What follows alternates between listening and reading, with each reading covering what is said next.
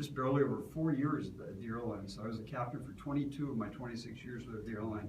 So that's, my students call me Captain Green, and I have lots of wonderful stories to tell about both military experience and the airline flying as well too. So most of the students in my classes, they like my classes a lot because I interject a lot of those stories in it, which makes it a lot of fun.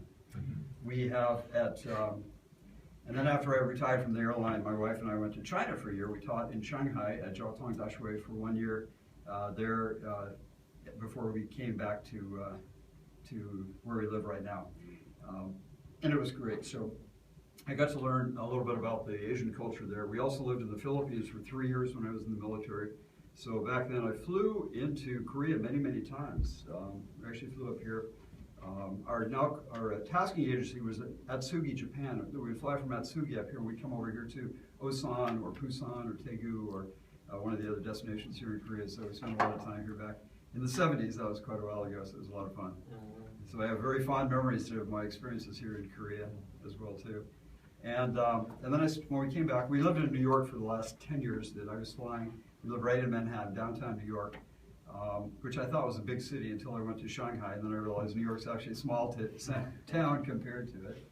And then when I came to Seoul on this trip, I didn't realize that Seoul has grown so much. Seoul is actually as big as Shanghai. So it makes New York seem like a small town. And then I've lived in a bunch of different places. I lived abroad actually for 13 years through my life. I've lived in Germany for a number of years. I lived in China, as I mentioned, the Philippines. I lived in the Caribbean for several years. We had a home down there as well. And then I've flown all over the world. So people ask me all the time, well, as a pilot, since you flew everywhere, where's the best place to live? And I say, Utah. So we had a choice. We could have picked anywhere we wanted to go.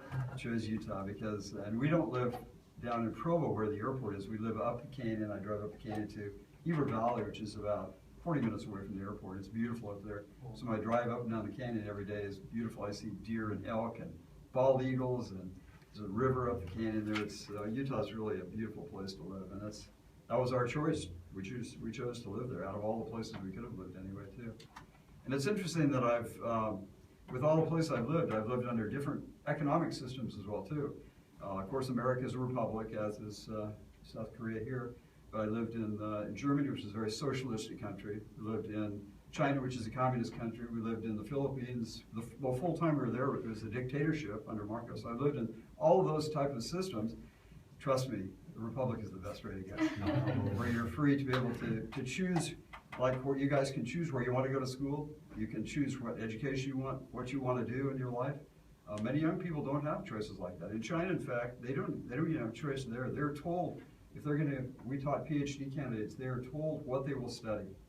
They're given a very narrow window, and this is what you will study. They don't have any choice in it, so they have to do it. And so you guys are very fortunate to live in a place where you can choose anyway too.